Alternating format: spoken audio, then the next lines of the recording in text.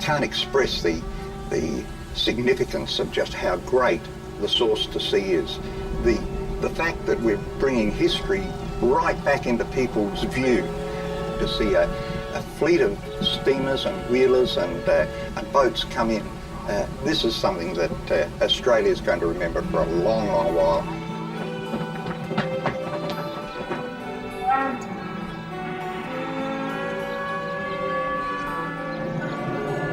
Never before has such a flotilla been assembled on the Murray River. Steamers and riverboats, some more than 100 years old. A celebration of Australia's greatest river system, the Murray-Darling, from its source to the sea.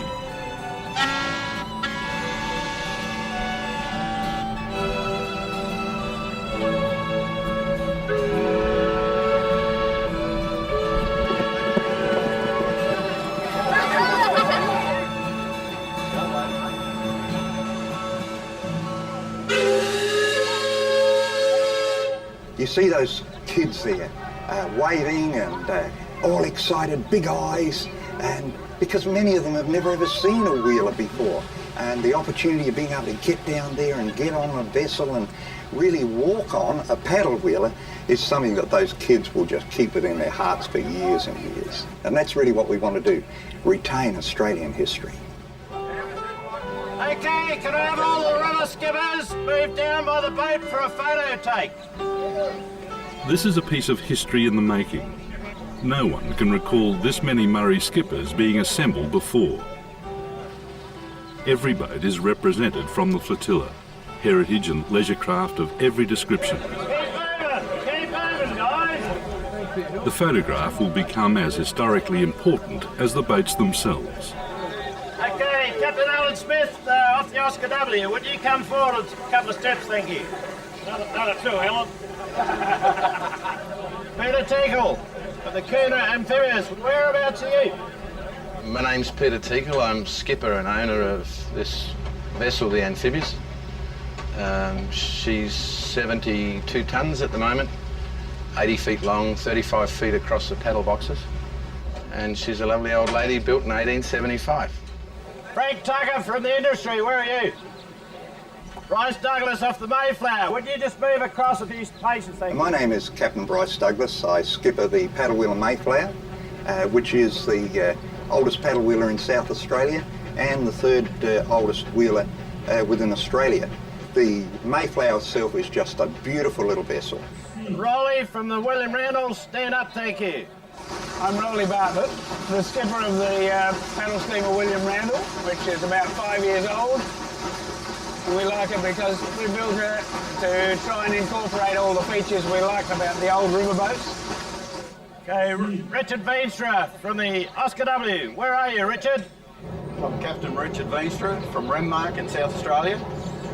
My two brothers and my father are all Murray masters, and we just love the life.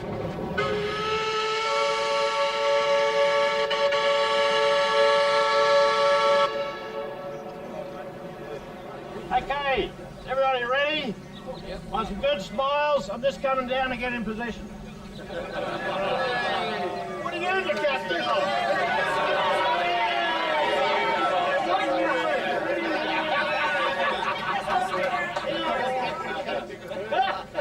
Is everybody ready? Smile now. Smile.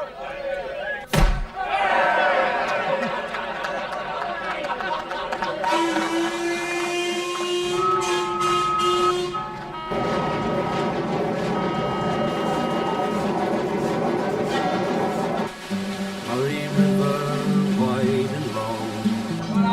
Murray River, you roll along. Murray River, bend your banks, flow down to the sea.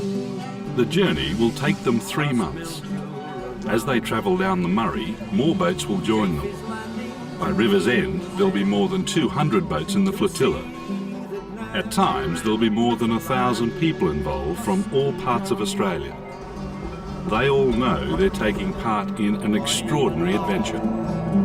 Murray River, you're rolling on. Murray River, bend your banks, flow down to the sea.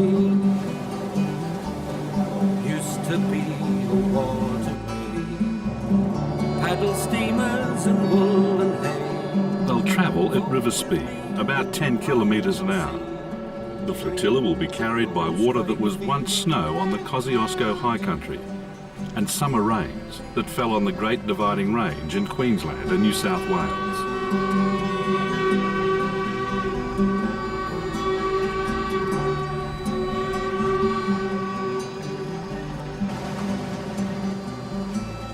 Precious little rain falls in the Murray Basin itself. It drains a sixth of Australia's landmass and is fed by 11 tributaries, including the Darling, Goulburn and Murrumbidgee river systems. The journey will take them through parched pastoral country and irrigated lands bordered by 3 states, past historic river towns, Echuca, Mildura, Morgan, Mannum, Murray Bridge, and to the Murray mouth at Goulburn, a distance of over 2,000 kilometres. These boats opened up an eighth of this continent, and as such, whether they're restored by committees, governments or private individuals, we have in this country, on this river, the largest number of old boats, in the world.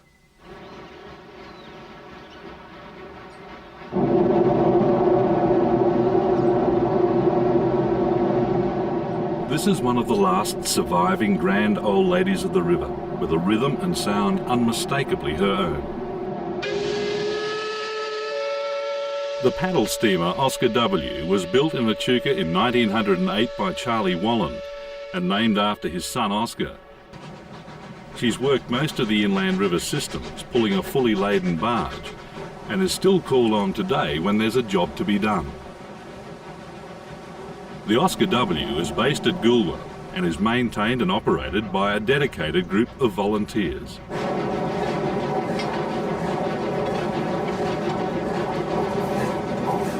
Typical of the Australian paddle steamers of the period, she's a side-wheeler, built of wood and powered by steam.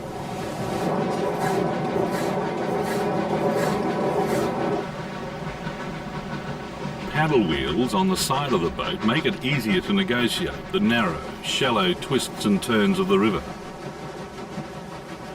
Richard Veenstra is a third-generation river skipper. The average depth of water through here is 4 to 5 feet, so you haven't got a lot to play with. We're having 3 foot of draft, and that's why I slow down through these very shallow areas, because we can, if we hit anything, we want to do it softly.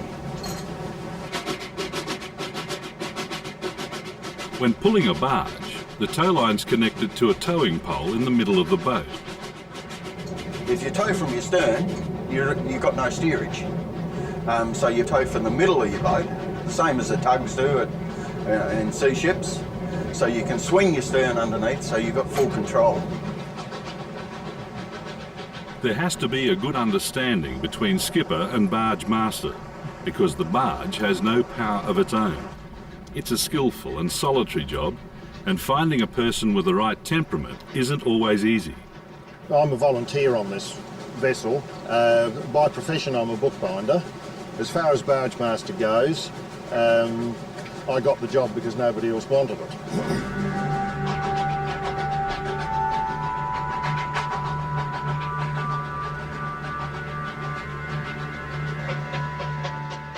This is the little steam-driven paddle boat, the William Randall.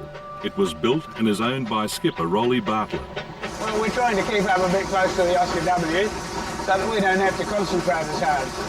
She draws more water than we do, and hopefully she's not likely to run aground, so we won't have a problem. The William Randall is named after the father of the Australian river trade, William Richard Randall, who built the first paddle wheeler, the Mary Ann, at Mannum in South Australia in 1853. This scratchy lithograph is the only likeness that remains of this pioneering paddle boat.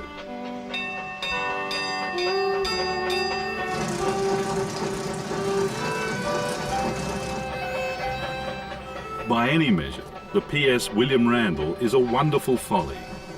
Rowley spent 5 years during the 90s building the boat in his backyard.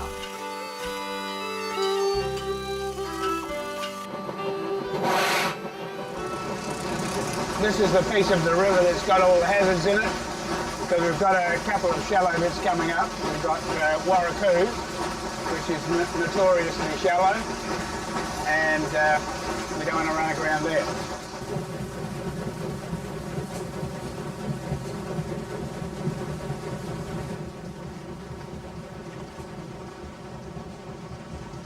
Five. About four. Four. Better go in a bit. Richard Whitfield is an old friend of Rolly's and recognises the major task he took on, building the William Go a Randall. bit closer to the willow. 5.5. It's important because it may well be the last a new boat to be built by traditional means and powered by steam. There are others being built with steel. There are old ones being restored, but this is a new and genuine boat.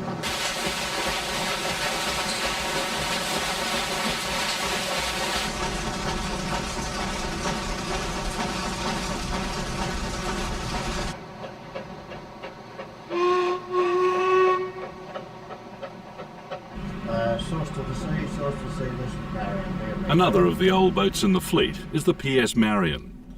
There's a special feeling about her, and everyone on board loves this boat. She began life as a barge in 1896, became a steamer in 1900, and by the 1930s was converted to a river passenger boat. She's the only restored original wood-fired passenger steamer in the world. She's owned by the Mannum community, and she's also run by volunteers. I'm a diesel mechanic. I work for a garbage collection company, so this is pretty clean. The role of the volunteer is absolutely fundamental because you require everybody. You require totally unskilled people who've never been on a boat in their life and just overwhelmed with it, right up to highly skilled professionals in the engineering and in terms of the crew and the captains. And all those people have got to give their time, and they will only do that if they're obsessed by the project. Everybody knows what each captain wants and when he wants it, and I've learned a tremendous amount. The man uses Mother Nature to do a lot of his work. Catches the wind here, catches the current there. It's an eye-opener, and if you're willing to learn, you've got it all. It's expensive to keep boats like the PS Marion in the water.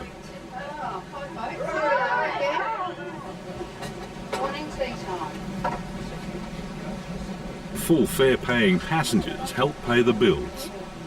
Yeah, we're paying passengers, but it's been well worth it, and that helps keep the Marion afloat.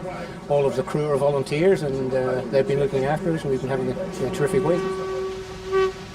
The Acuna Amphibious is one of the oldest boats on the river.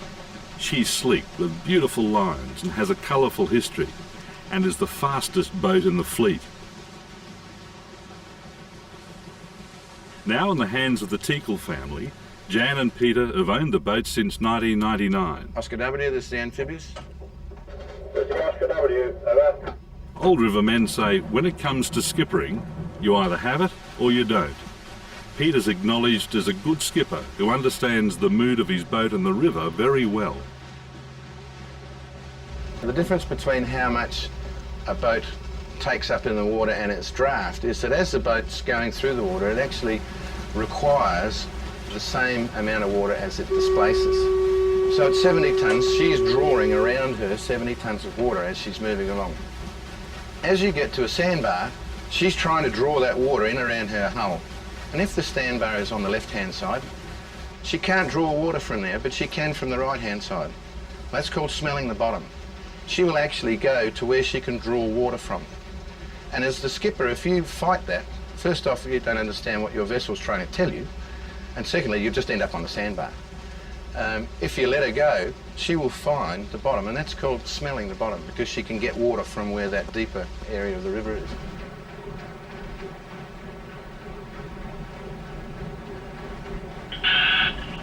Oscar W to all boats, Oscar W to all boats. We are approaching Higgins Cutting. Please keep clear and keep the radio chatter down. Thank you.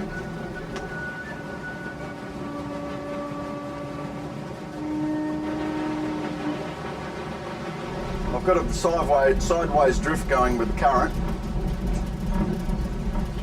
As soon as I can get around, I've got to make sure that when I come in underneath the lee of this bank, it doesn't suck me backwards because of the swirling of the water. You can see the big snag on our port side. Well, that sticks out quite a way further underwater. One of the toughest challenges on the river for the source-to-sea skippers is negotiating Higgins Cutting, a tight S-bend that's difficult for a paddle steamer and barge to negotiate. What's the barge doing? Well, at the moment, he'll be still following this straight stretch into it. So now he's right alongside us. It's virtually straight off our starboard beam. I've turned so quick. And of course now I've got to start watching out that I don't slacken the tow line. Of course you've got to keep the tow line slack, otherwise when it comes tight, he can really straighten you up. The unknown, of course, is how close I can go to these trees without finishing up on the bottom. And I'm a damn sight closer than I've ever been before. Where's me barge?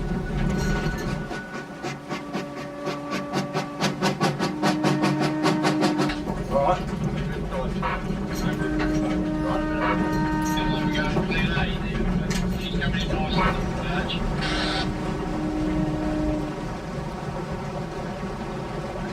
Tell the dart to cut the corner. Don't go out too wide. Right, pour on. No, on the throttle, on the throttle.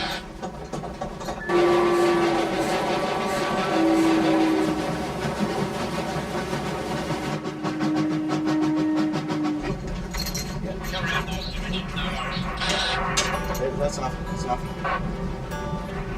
We're out. We're through. I feel very happy. We're all in one piece and there's no damage. There's a light across the river and it's making me dream. It's the last of the riverboats and it's getting up steam. I can see it through the willows, I can hear it round the bend. Birds fly up and they're saying it won't be back again. But the riverboat knows just where the river goes. And someone throws me a line. It's the last of the riverboats going home.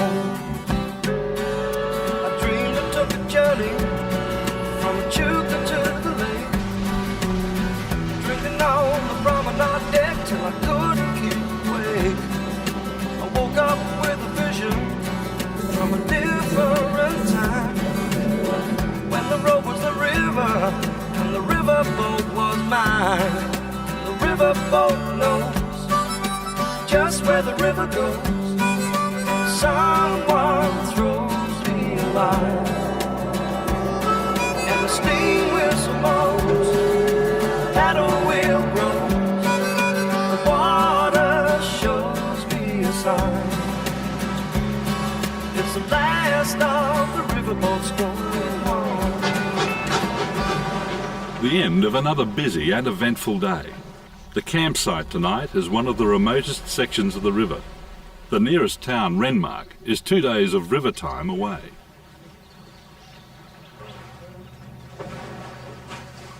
The William Randall glides into its usual spot, a secure mooring alongside the Oscar W. There's wood for the boiler, a coffee for Skipper Rowley, and a chance to catch up on the news of the fleet. Do you know the toner's coming down? I heard they got through the lock. There's word of the Kingfisher and the Atona from Echuca trying to catch the flotilla. They've been delayed by low water. How's the boiler, mate? The Tamara Ray is stranded somewhere upstream with a broken gearbox, and tomorrow's work schedule for volunteers has to be sorted out. And we'll give you a chance down on the boiler too. You can throw a few logs in. Oh, yeah. You like that, wouldn't you? Oh, I love that. Yeah. That'd be magic.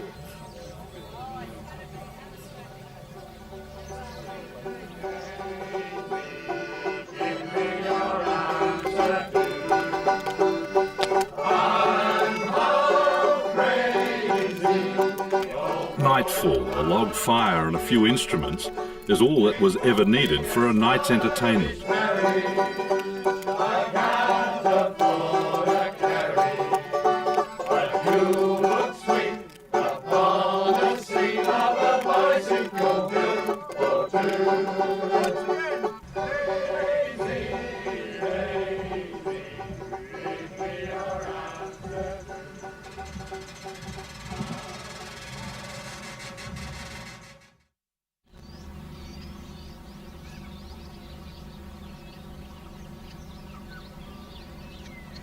First light, the most tranquil time on the river. A good opportunity to get away from the fleet and head upriver for a bit of peace and quiet. Robert O'Callaghan has been using the river as an escape for most of his life. Every time I go away from the river in terms of living and working, I come back to the river for my pleasure. The nice thing about these kind of trips is that it does focus people on the river, and it gives all the people with the steamers and the boats, it makes you get off your bum and go and paint your boat, get it ready and fix those things you're going to fix. So it gets all these boats together, and you can see, and the spirit of this is that, you know, everybody's having a good time. They're all enjoying each other's company.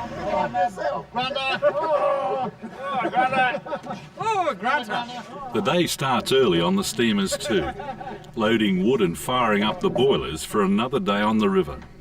Oh, that's a nice piece of sugar gum, I think. Good for burning. The daily routine of the flotilla getting underway is reminiscent of the old days. But the life the skippers and the crew had on the working boats of 100 years ago was tougher. The normal day for a skipper and his crew would be 24 hours a day. When the river had enough water in it for these vessels to negotiate, they'd either be loading wood because they'd consume 12 tonne of wood a day. They would be loading cargo or offloading cargo. Sleep was snatched on top of a wool bale whenever possible. Romance is hard under those circumstances. But then again, people who weren't on the boats, I think they created the romance. It was an exciting time because the country was opening up, and the boats drove the development of all the hinterland of New South Wales and Victoria, South Australia, even into Queensland. And for all the people that lived on that river, prior to the boats, they lived a desperately isolated life, and everything came in by bullock wagon. Once the river trade came, everything got there quicker. I mean, by today's standards, it was still slow, but, you know, 7 or 8 days instead of months. And so the boats and the river not only built an economic base on the river system, it built a social development for the people. And so the boats became, you know, the absolute centre of their life for the people living on the riverscape. Hundreds of riverboats and barges worked the river trade in the late 1890s. For 40 years, they were the very lifeblood of the river communities. They steamed upriver loaded with supplies, building materials and machinery, and returned with huge loads of produce, wheat and wool.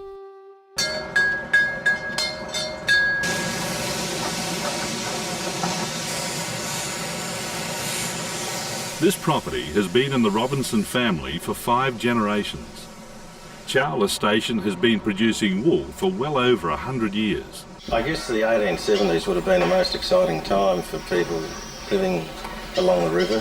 Having the river as the main highway was just such an advantage for the landholders. In fact, our shearing shed was built right on top of the riverbank, and the wool was just rolled out onto barges which the steamers took down to Goolwa.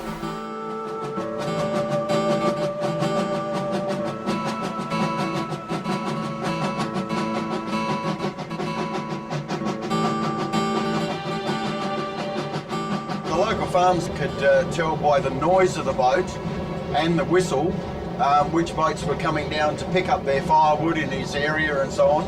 But each captain had his own signal, so they actually knew who was actually driving the boat at the time.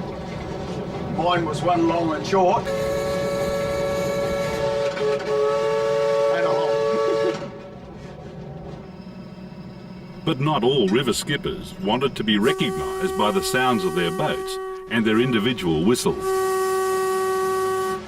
When times got tough and money was short, some of dubious character would drift in on the flow, load up with wood and silently cast off without paying the woodcutter.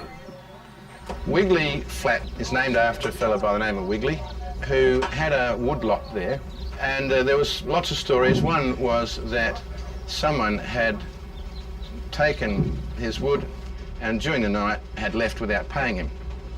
So when this particular skipper of dodgy origin came back, he put a stick of gelignite inside one of the logs. And the vessel obviously proceeded down the river and came to a fate that Wiggly had engineered. And that was the last time anybody would not pay Mr. Wiggly.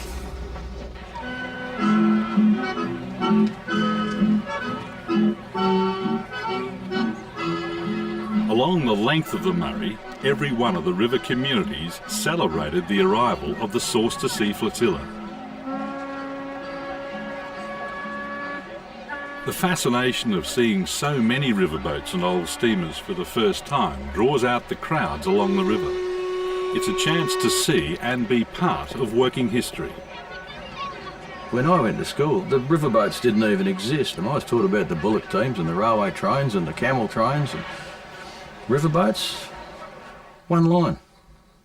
They were totally ignored. I think that's why there's been a big upsurge in interest in them, because people my age and even younger than me were never taught about these things. So all of a sudden we discover them and go, wow, this is interesting.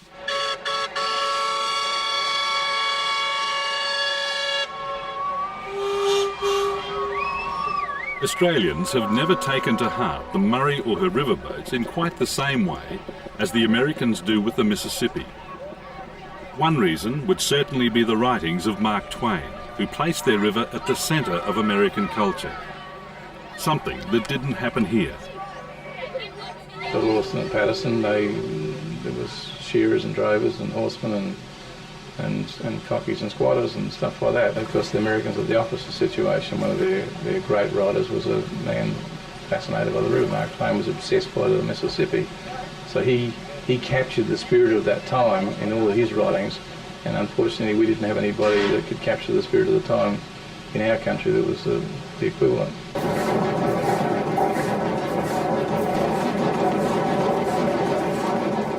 There's something special about the rhythm of a steam engine.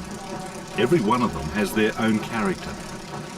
And we've gone for the traditional type of engine that they had in the boats in Australia, which was a portable engine with the wheels taken off and just put into the boat. This one was used on a shearing plant at Nathalia, and it's a 1923 Ruston Hornsby 7 horsepower.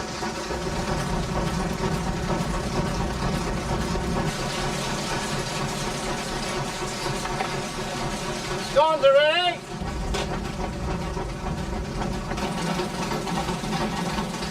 On the PS William Randall, steam drives everything from the shower and heating to making the morning tea.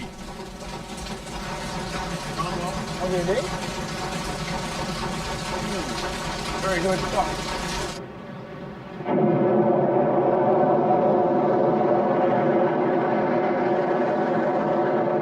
The main control was this valve I got behind me, this wheel. To give it more steam, we wind it up a bit and it'll pick up our speed, increase the pressure in the cylinders. To stop the paddle, we use this lever to ring the bell in the engine room. And that one bell means to stop, or if you are stopped, to go ahead, and two bells is reverse.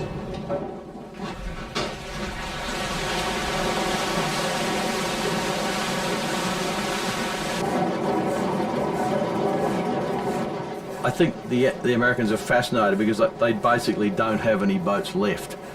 Their boats are gone. They had an average lifespan of about 2.5, 3.5 years. They were built out of softwoods, they had thin boilers, they tended to catch fire, blow up, sinks, whatever.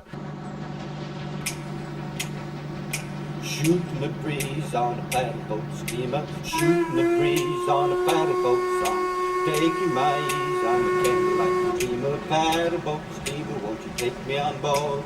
Take me on board, take me on board, paddle boat steamer, won't you take me on board? Working my hide down the mighty Murray River, working my hide on the paddle boat song, working me sweat and it's making me go river. Paddle boat steamer, won't you take me on board? Take me on board, take me on board, paddle boat steamer, won't you take me on board? When you're cruising through icy cold, frosty morning and you're in this really crisp, cold desert air, and you're in this little pot of warm scented air, and it's scented by the burning wood and the warm oil, and it's a really evocative environment to be in. You just can't help but be moved by it. Even people that don't understand it, it gets to them because it's got the smells are good smells.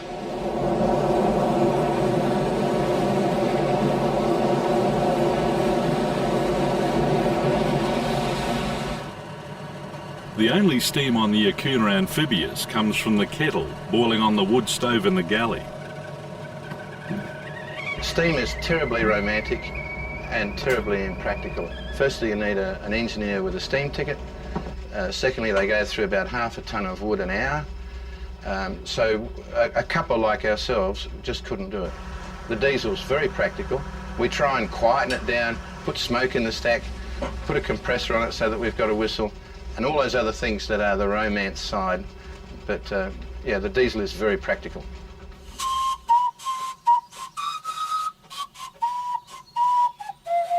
Practical it might be, but there are some things you just can't do with a diesel.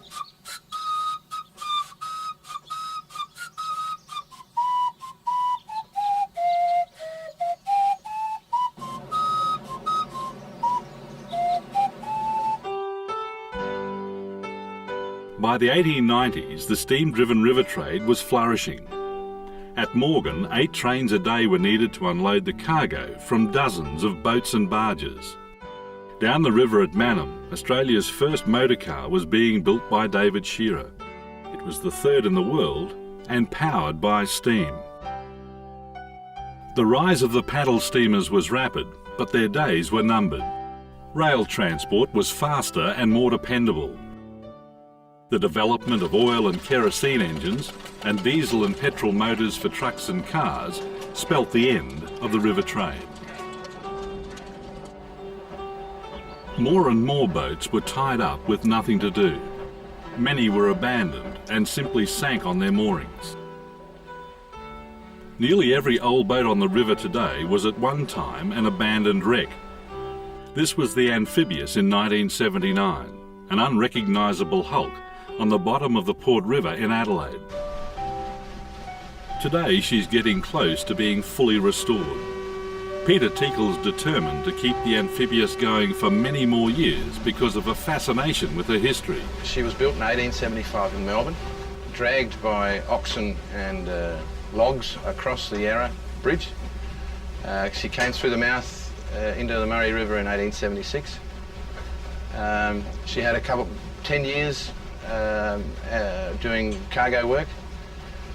Turn of the century, she went out through the mouth again, became a ketch operating in the Gulfs.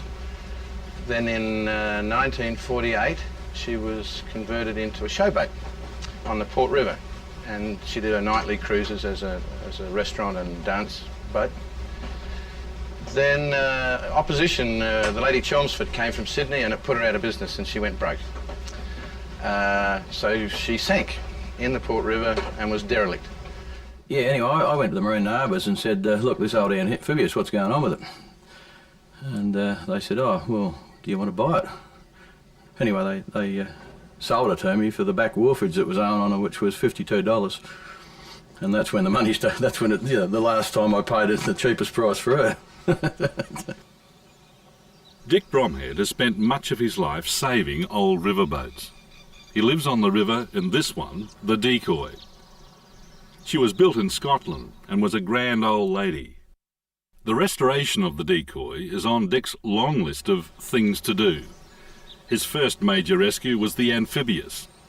Yeah, what I did was, basically she used to show at every tide, and I pulled out the old gunnel posts on her and put sticks in, bought some old cheap flooring board and made a fence around her, made it sort of semi-watertight, got land of the fireys on their practice day and we pumped her out and up she come, about 4 tonne of fish as well.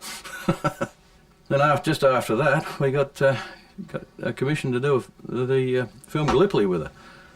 So we got her operational, a lot more work to the hull, got the engine in her and put some superstructure on her and off we went to Coffin Bay. Sounds easy, doesn't it? Count with miracles. Same as bacon around. Gonna take all, mate. You know, they're making this film and they made her like a landing barge for the film. And we had to go on the beach with her there in what they call Farm Cove. And I still remember the boss coming down and saying, "Oh, well, you can leave now, Dick, we're finished with you." And he's standing next to the bow of the boat. And I said, "Oh, well, you know, she's on the hard a bit, you know. I don't think we'll get off till about midnight when the tide comes in." He said, "I've got 500 people here on the beach, we'll push you off." I said, "Oh yeah, well I don't think they're going to find enough places to push." But yeah, we nearly got wrecked that night. We ended up with 4 holes in the bottom, the tide came up and the wind came with it. Yeah, we managed to get off the beach eventually. Here I am up a river, paddle steamer I ride, dodging the mud banks, churned up inside. The TV series The River Kings was the next stroke of luck for Dick Bromhead and the Amphibious. He was approached by the program's producer Rob George to redesign the Amphibious into a paddle wheeler. Paddle steamer, take me on home. They renamed it the Lazy Jane. Rob came to me and said, "What can you do with this boat, Dick?" And I said, "Robert, it's a blank page. We can do what we like." So I designed the boat for him very quickly. We did it all in 5 weeks, the whole thing from design to actually operational vessel. Luckily I had most of the machinery already for her. We really enjoyed doing the film. It was great. It was fantastic working with the industry and that. And the old actors, they were just brilliant. Yeah, all vaudeville men, they were tremendous. Charlie? Yes, Copper? I want breakfast laid in the saloon as soon as we reach midstream. I'm not a chook. I don't lay breakfast. Yeah. Okay, no worries. I get the picture. Cast off fore and aft!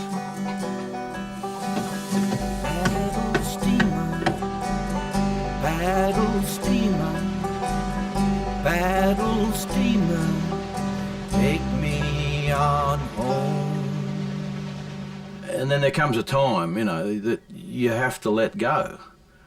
You get to the point where the thing's beautiful, but it's getting away from you. And what Amphibious needed was a millionaire, and luckily she got one. We only just saved her. The first time we slipped her, and we've got a 4-year program, we're into year 2. First time we slipped her, we broke her keelson, and the engineer put his foot through the hull. The only thing that was keeping her afloat was the actual water pressure on her hull. As soon as we put her on the slip, that pressure wasn't on it, and she literally fell apart around the bow. I was told by the shipwrights to treat her as a rotten egg. So the first thing was to stabilise the hull. And we've basically rebuilt the hull. It's got 2.5-inch thick river red gum timbers. They're bolted to steel frames. So we've replaced all of the timbers, the steel frames, her keelson and her chine. So really the underwater section now is as good as the day she was built, and I believe that will last her another 100 years without any trouble.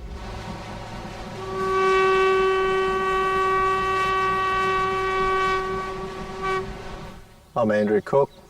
This is my boat, the Daisy, and I'm mad. Passionately mad. Who could disagree? This twisted mud-caked wreck is all that's left of an 1896 paddle steamer, the Daisy. Andrew Cook is the shipwright who restored the Amphibious, and now he wants to resurrect this old steamer for himself. When you buy a wreck, you're not actually buying the nuts and bolts. You're buying the recorded history that exists, and that's what's been done here. In the early 1900s, the Daisy was used by the Edwards family as a floating shop. She sank in 1948 and had been underwater until the passionately mad Andrew Cook decided to have a go at bringing this piece of river history back to life.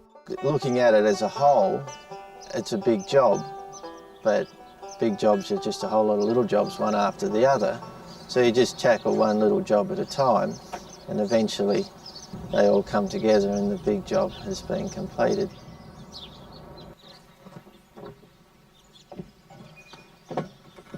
After the Daisy, there's very little boat restoration that Andrew Cook wouldn't tackle, and there's no shortage of people wanting to have a go at refloating and restoring sunken wrecks. The Hebe is yet another boat directly connected to Dick Bromhead. It's a riverboat, but not from the Murray. Somebody told me there were these old barges up there they were selling for $1.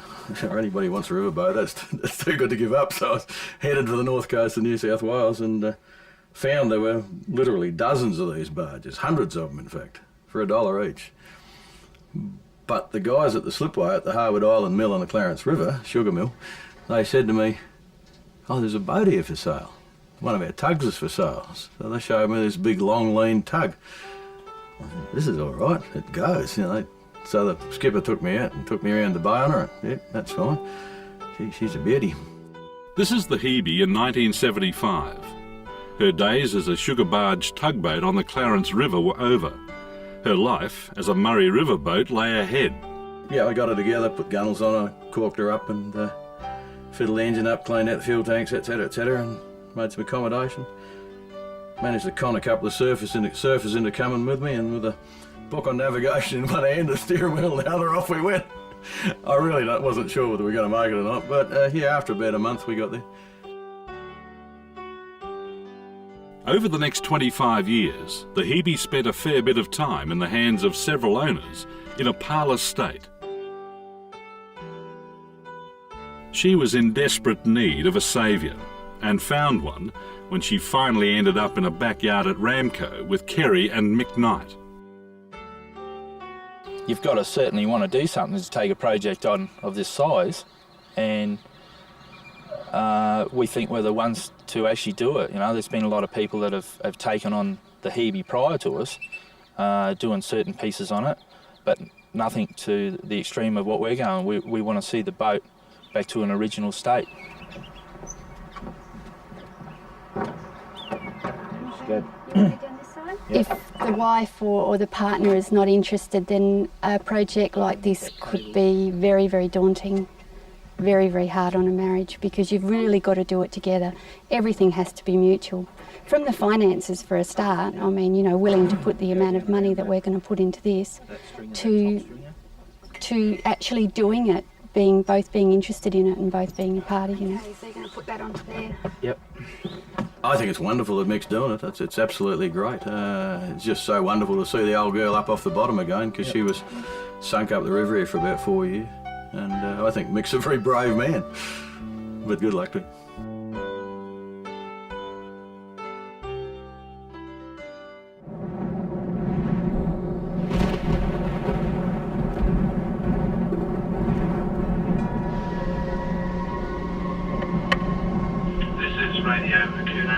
I've got a special weather forecast, which I don't normally do this time of the day. But I've just received it off of the net.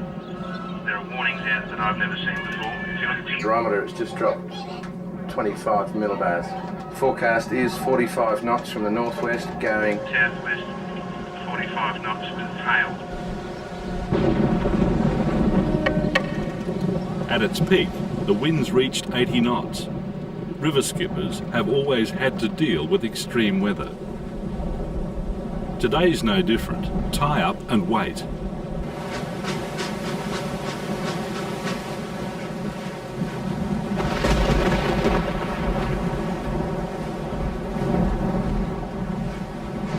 Graham, we're going to need an extra bow line. There's a big wind coming in tonight, and I need it stitched up tight.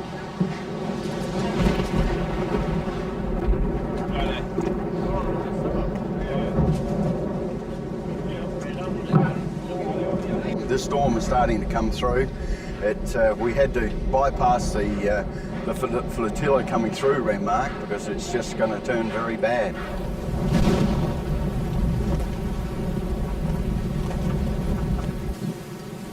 Most of the planned outdoor community celebrations got blown away, but nothing could stop the Renmark Federation Ball from going ahead. Murray River, wide and long, Murray River rolling on, Murray River, bend your banks down to the sea, past Mildura around the bend, Chafee's Landing to Bull's End, to a sea that never ends, a land of dust and drown. Murray River, wide and long, Murray River, rolling on, Murray River, bend your banks, flow down to the sea. But from your banks you've seen the change, factory cities, whiz and waves. Sometimes you've almost stopped your flow, you've seen enough to know that Murray water's sweet and strong. Since time began, it seems that long. Murray River's still rolling on, going down to the sea. Murray River, wide and long, Murray River, you're rolling on. Murray River, bend your banks down to the sea.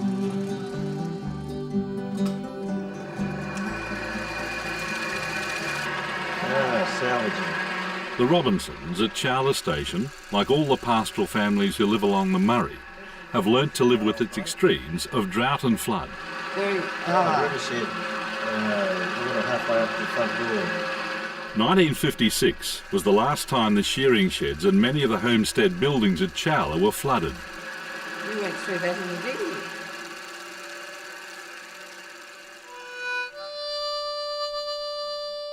The Murray and Darling rivers have always been unpredictable.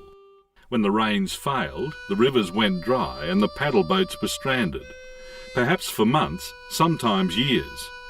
When the rivers finally rose, the race was on. They used to charge up there in a flood and then sometimes have to pick up 2 years walk, and there's some good stories about paddle wheels actually going out of the river inland over the fences, getting the wall on and getting out before the river dropped, and there's a couple of them didn't get out, of course, and the remnants are still there. The river, with its cycle of floods and droughts, became a political football in the late 1800s. There was a push to regulate its flow, from paddle boat skippers for navigation and others who dreamt of using the water for irrigation. The solution was a series of structures of concrete and steel.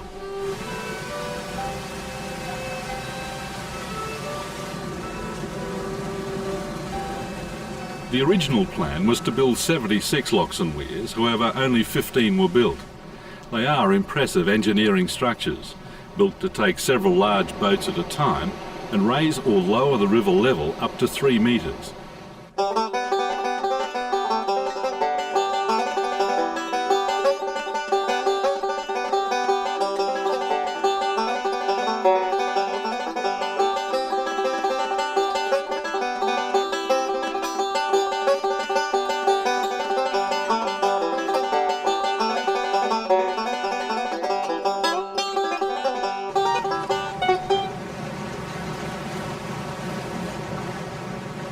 The impact of the locks and weirs on the Murray system was both short and long term. In the short term, there was an enormous number of trees that died along the river, mainly the red gums. In the longer term, there was a very quick rise in the salinity of the water along the Murray. At Renmark by 1920, the levels were so high it was endangering some of the irrigation systems.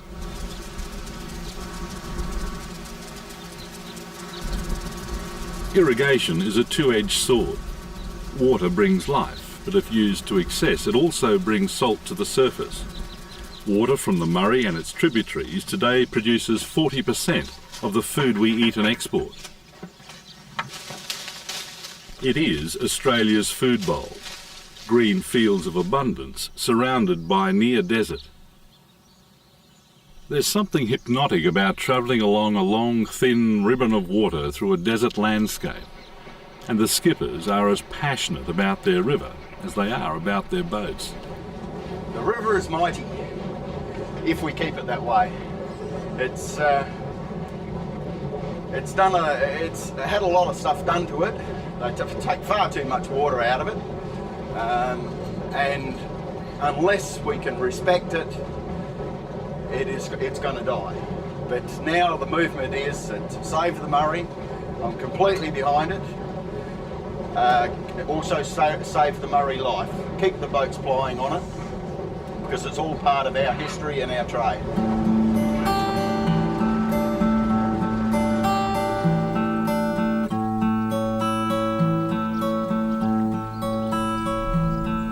This is an image Australians have become familiar with over the past 20 years.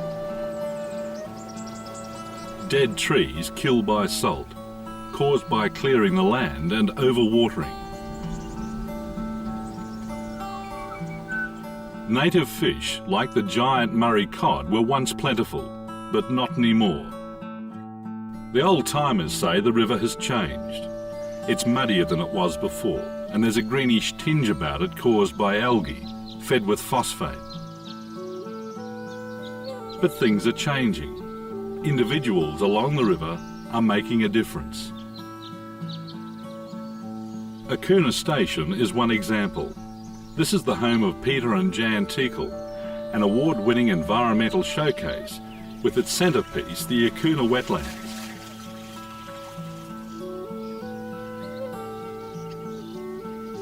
Peter Teakle is as passionate about restoring his wetlands as he is about restoring the amphibious.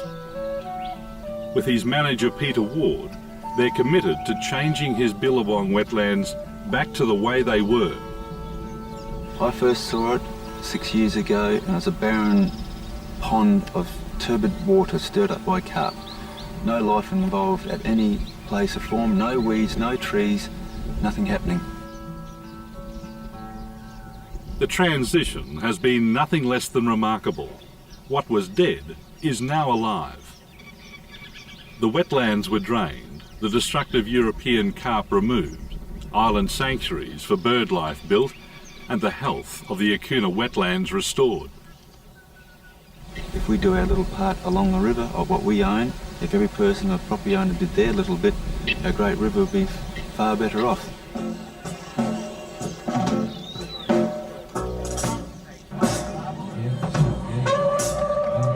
Chowilla Station is a major meeting point for the fleet. Boats from the Lower and Upper Murray have gathered here for one of the big Source to Sea celebrations. The night is memorable, with music from one of Australia's jazz greats, James Morrison.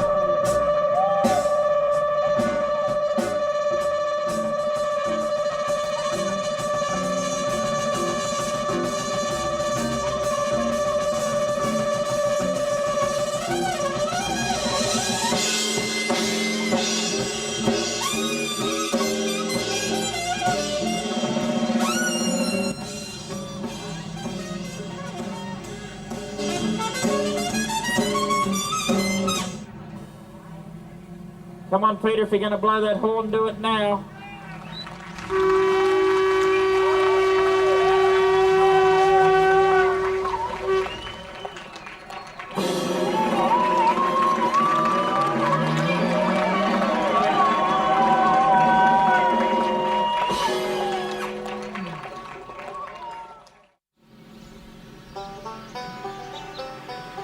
Well, I love rivers and I'm passionate about old boats. And I heard about the voyage down the Great River Murray and I just had to be here. So in a very short time I got my act together and brought the little dinghy down with me. And it had to be done.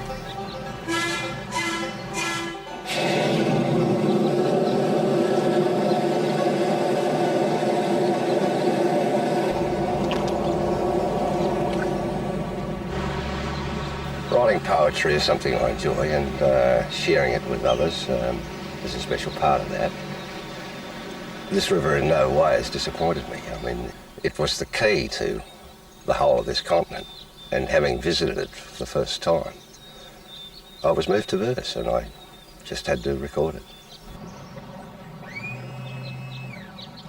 And waters hold old secrets beneath ancient banks of tortured gum. This inland sea drained the country long before white men come. She's provided for all people, though yielded to none. We've done our best to tame her, but some damage have we done. I sense she'll not be beaten as she threads a winding course, this noble River Murray, such a long way from sea to source. Give respect to her grand dimensions. Stand back and you'll find, on this voyage of a lifetime, her proud spirit will blow your mind. Murray River, wide and long. Murray River, roll along. Murray River, bend your banks, flow down to the sea. Past Mildura around the bend. They've been travelling for months and are nearing journey's end. What started out for the skippers as a celebration of the history of the river has turned for them to concerns about its future. Our river's dying, and if we as Australians don't do something about it, we'll have a polluted river that is useless to everybody. It needs a champion. The river needs a champion with the political savvy and the political commitment to turn this river into a river that can cope with the demands of what's going to happen in the world in the next 100 years. I think we need one authority for the Murray, and it's got to have teeth. It'll probably kick people like me clean off the river. And I think that's what we've got to have. We've still got intercolonial jealousies here. Right at the moment, Queensland won't even talk to South Australia about water usage. I mean, which century is this? I've looked at other rivers of the world, and the way they've fixed their problem is to put a person in charge. The Mississippi, the Rhine, the Rhone, etc. I believe a person needs to be put in charge, give them a fairly thick checkbook, and make it happen. I don't know just a single authority suddenly fixes it all. What's needed is a way to manage knowledge and a way then to engage communities, including the political process, in the change process that's necessary. And unless you have those elements, you don't get there. A single authority, well, it sounds okay, but it doesn't work without knowledge, it doesn't work without process. And I think we're making progress. You can argue whether it's quick enough, but on a world scene, it's been huge progress in the last decade, and I'm optimistic about how fast we can go in the next decade. Murray River, wide and long. Murray River, you're rolling on. Murray River, bend your banks down to the sea.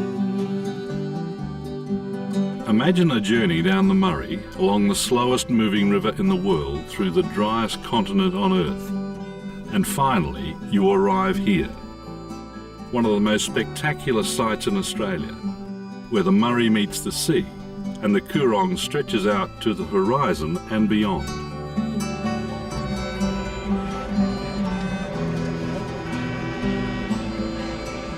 For the flotilla, this is the end of their journey.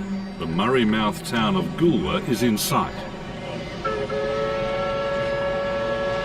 It's something that no one will ever see again in their lifetime. There must have been about 300 boats there, all coming down and doing this and doing that, tooting horn, all shapes and sizes, and steamboats and motorboats and yachts. It's absolutely magic.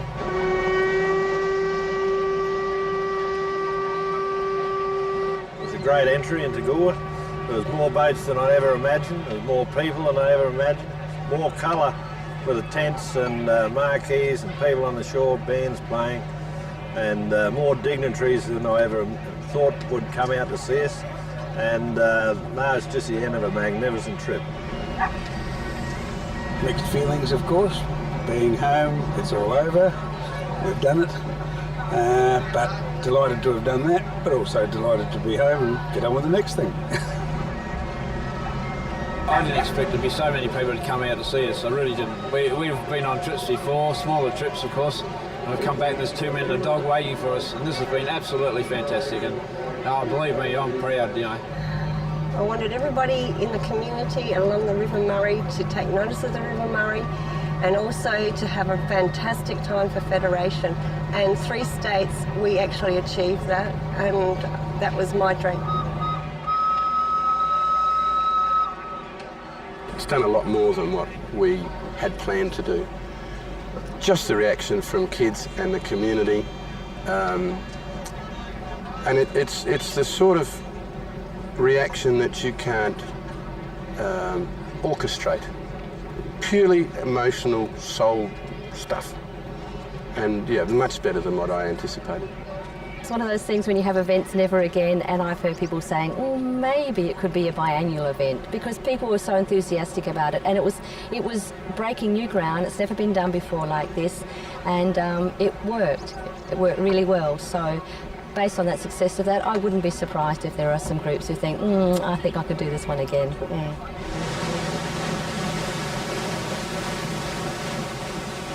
100 days from the source to the sea, and another significant chapter has been added to the history of the Murray and her magnificent riverboats.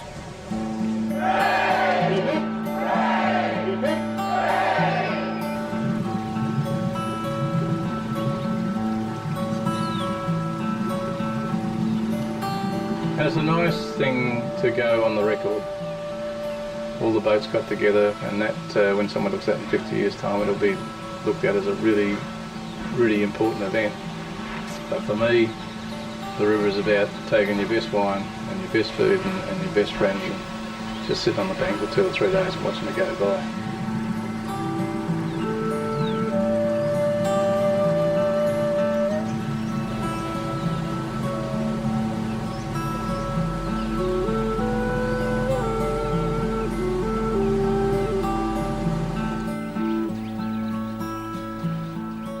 What I love about the river is its serenity.